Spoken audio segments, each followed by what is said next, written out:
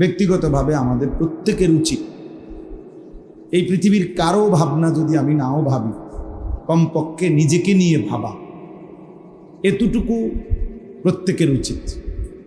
নিজেকে ভুলে যাওয়া, নিজেকে হারিয়ে ফেলা, আত্মভোলা হয়ে যাওয়া, এটার চাইতে বড় অভিশাপ, লানত আর কিছু হইতে পারে। তা আমি নিজেই চিনলাম না, বুঝলামই না আমি যে আমি আসলে কে, কোত্থেকে আসলাম, কে আমাকে পাঠাইলেন, কেন আসলাম। দিন রাত 24 ঘন্টা আমি যা করছি আসলে এটাই আমার দায়িত্ব ছিল কিনা,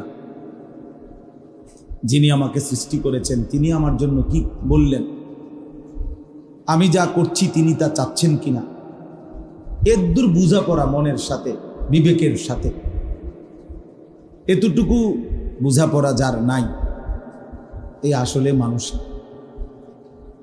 ইনসান হওয়ার যোগ্য।